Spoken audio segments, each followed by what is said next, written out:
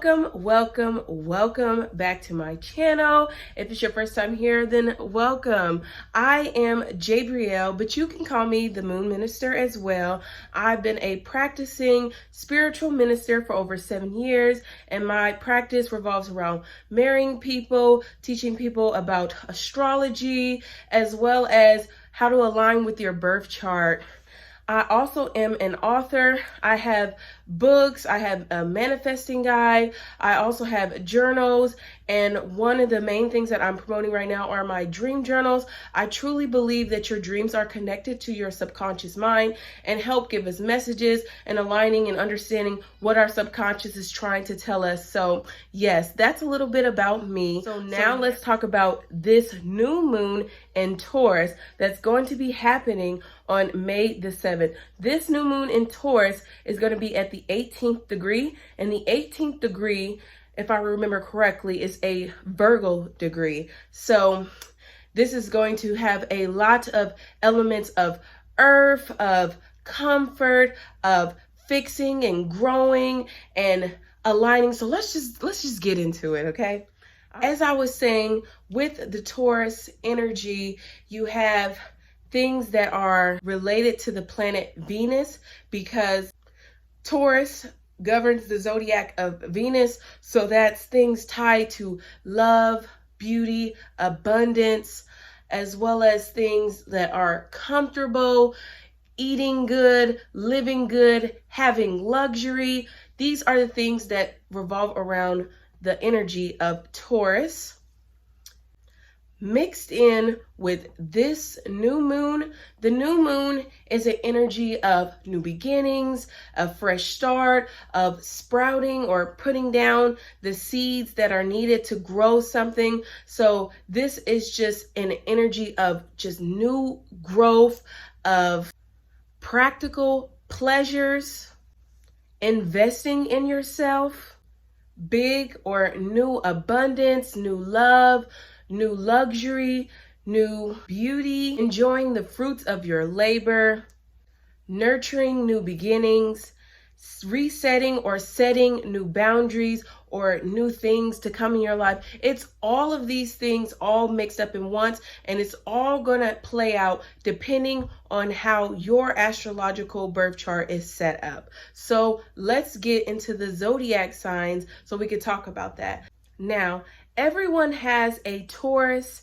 in the 18th degree up in their chart, in their house. I know for me, I have that in my 3rd house, but I'm also an Aquarius rising, and Aquarius rising is going to be experiencing this in the 4th house. So I would listen out for both 3rd house and 4th house things, because that's going to pertain to me, especially since I have my 3rd house Taurus in the 18th degree. Okay, so that's definitely going to be aligning up. Something's definitely going to be happening then. So if you have your sun, moon, rising in the 18th degree, or share a sun, moon, rising in Taurus, then that's something you definitely want to listen out for up on your personal chart, and look where you see the outer line of Taurus. Go to the notch of the 18th degree and see what house that lies in, and listen out for both your rising and listen out for what house that sits in,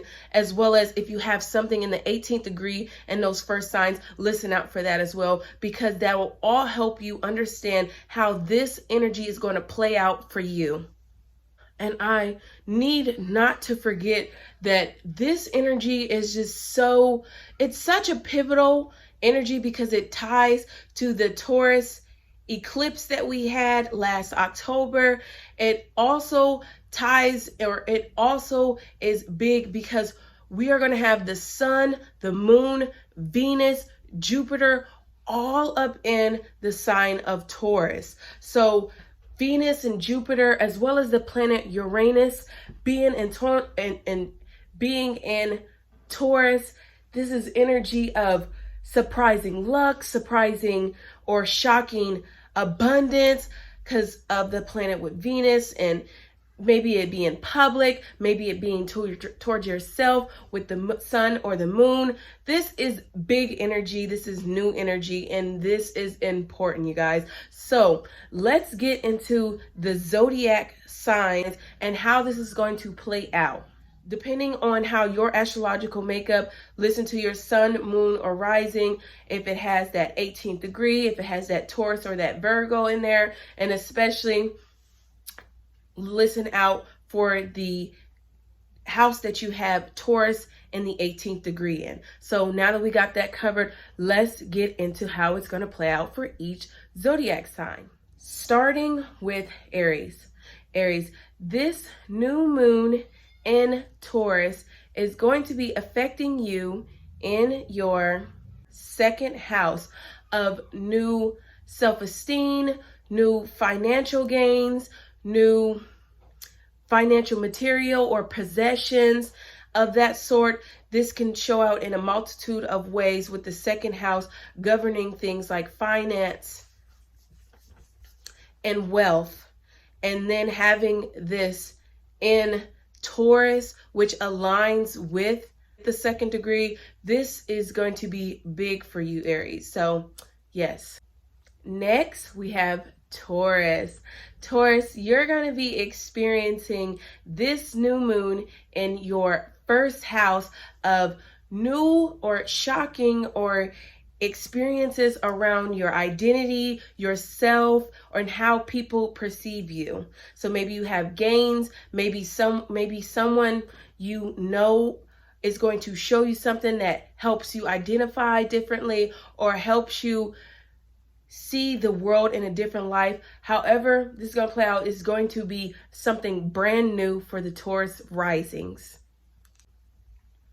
Gemini, you are going to be experiencing this new moon in your 12th house of discovering new mystical or hidden things, understanding or new experiences with your subconscious mind, as well as resetting in comfort or in pleasure. Cancers, I have my sun in Cancer. Cancers, you guys are going to be experiencing this in your 11th house of having new supports from different networks, maybe new networks, having support from friends, family coming in to help you align and expand or understand your goals, wishes, and new dreams for this energy. Leos, you're going to be experiencing this new moon in your 10th house of having new or surprising energy around your legacy, your purpose, how people are going to experience you and how they're going to see you from years down the line. Virgos, you are going to be experiencing this new moon in your 9th house of having an expansion in the way you travel, your philosophy, higher learning. Libra, you are going to be experiencing this new moon in your 8th house of having transformations.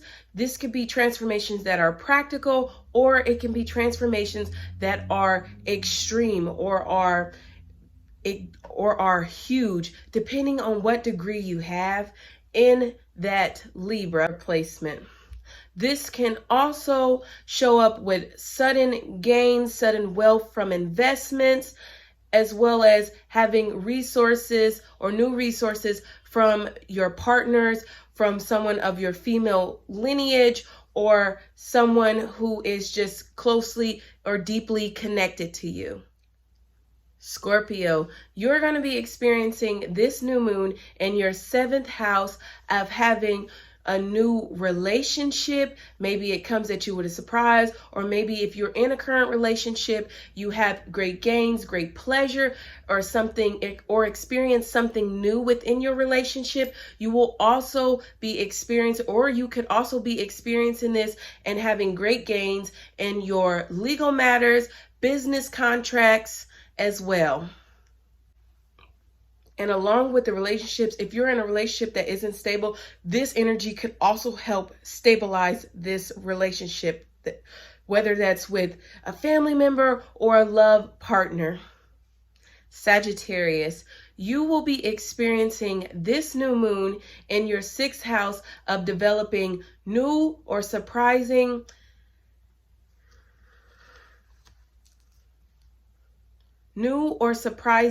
habits around self-care that help you have comfort, pleasure, or beauty. You could be experiencing this in a workplace by finding more comfort in a workplace. Maybe you'll find a new job that gives you comfort or helps you feel more ready for work, more ready for the day-to-day things. Or you could be experiencing this in your health and feeling more rejuvenated and comfort and ready for a better look at your health and how you care for yourself on a day-to-day basis. Capricorns, you're going to be experiencing this new moon in your 5th house of nurturing your children, your inner child, or a romantic relationship. You could also experience this by just having a pleasurable or great enjoyable day, or a day of beauty, a day of abundance. This could also be a great time to play the lottery, since the 5th house is connected to gambling. But remember, don't gamble more than you have or more than you have to invest, because this energy works with investment. So if you have it to invest, then invest it. You could receive new and great gains from this. This also is a great energy just for having an enjoyable or pleasurable day. Aquarius, I'm an Aquarius rising. Aquarius risings, or just Aquarius period, we will be experiencing this in our 4th house of having new, surprising, shocking revelations around home, family, stability, or our roots. So maybe you experiencing this by buying a new home, going to see a new home. Maybe someone in your family has a new home, or something new happens in your family. Maybe you have a child. Ooh, that's very touching to me, because I'm due June the 12th. So that's close coming up. So that's touchy topic, but I'm gonna hold this baby in a little longer and just try to manifest something big and expansive in the home, because this energy is good for that. It's good for having people come into your home or leave your home that help benefit you or help you have great gains in a certain way of that. You could also be resetting your home or doing something different in your home that helps you create abundance or beauty, or just switching things up in the home, that make you feel beautiful, make you feel more comfortable.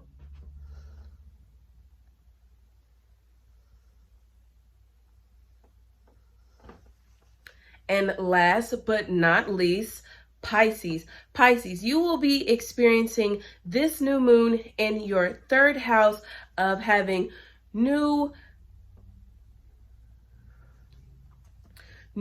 surprising, shocking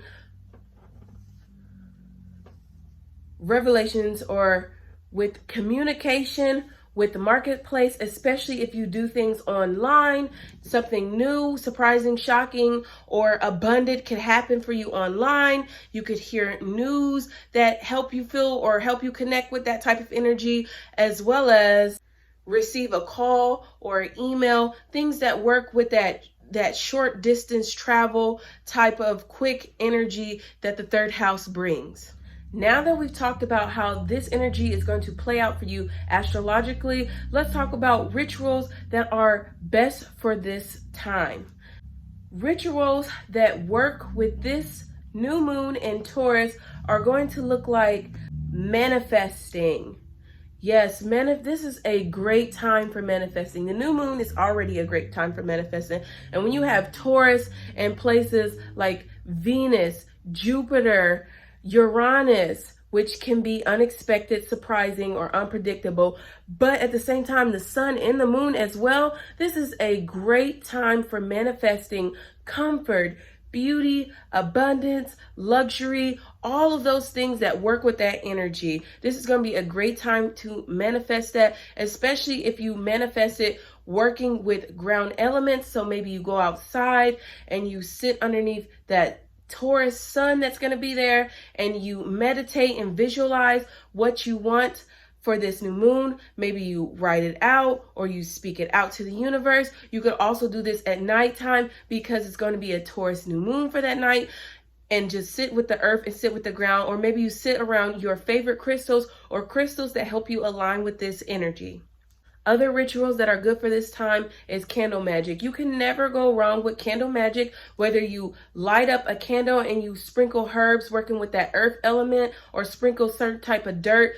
Maybe you want to manifest a new loan, so you go to the bank, you collect dirt, and you sprinkle that dirt around your candle, or you can put it in a jar. Whichever way you work with candles, this is a great time for that type of powerful, manifesting, shifting type of energy. And another way of working with this new moon is through a cleansing bath. This is a new moon, so this is a perfect time to cleanse and wash away anything you feel you need to wash away. Maybe you cleanse your home, or maybe you cleanse yourself, so that you can prepare for this energy. You can cleanse your homes with herbs that you have. Maybe you burn them, or you sprinkle them around your house. You put them in the four corners of your house. That is a great way for cleansing or shifting, bringing in new energy for the home. Maybe you work with herbs that are abundant and you sprinkle them in your four corners of your home, working with that four energy. Or you sprinkle those herbs on yourself and you take a spiritual bath or a spiritual shower. They all work within the same. I know, especially if you are African, a spiritual shower where you put salt or you put certain type of herbs on yourself and you let it wash off or wash down, and you do that with the intention, especially this is a great time for setting intention. You do that with the intention of maybe washing away anything you don't want or bringing in the things you do want with a bath. So this is a great energy for those type of rituals. And now that we've spoken on the rituals that are great for this time, let's talk about the journaling prompts. Yes, if you need or want journals, I have them on my Amazon page. The links will be down below. But if you already have a journal, let's get into the journaling prompts for this new moon in Taurus. Number 1, what intentions am I setting for this month of May? Number 2, what am I manifesting for this year, and how has the progress been achieving that? So you write down what you're manifesting, or if you want to if you're just now starting to manifest something new, you write that down and write down ways to achieve that. This is a great time to look into or think about ways of investing in yourself to achieve your dreams. Or number 3, this one is a kind of a later one. You can write out how this Taurus new moon played out for you. So if you're like me and you're experiencing this new moon in your 4th and your 3rd house, maybe you write out, hey, for this new moon, I was able to receive a new car right at the home, or I was able to receive some type of communication around family that helped or that shocked me or that brought me great gains. So this is a journaling prompt that you will write out after experiencing this new moon's energy. Now, if you made it to the end of the video, thank you so much for watching. Please don't forget to like, comment, subscribe. I love to hear how the new moon and how the energy of these transits are playing out for people. I go down my timeline all the time on my social medias when something new is happening astrologically, and I see, just how this is going to play out for other people, and compare that on an astrological note, as well as do that for myself, just because I'm a discoverer, researcher. I'm just like that. That's how I'm astrologically made up. I love teaching about these things and I love discovering about them. So looking up the cosmos on a daily is literally a part of my practice as well. I think I shared that in the beginning, but yes, feel free to write out how this is going to play for you, or how it did play for you, or how you want it to play for you, because I'm truly interested. This is a place of sharing. I'm sharing this information, and I would love to hear you guys share it back. So yes, don't forget to like, comment, subscribe. Thank you guys for being a part of the journey. Until next time, bye.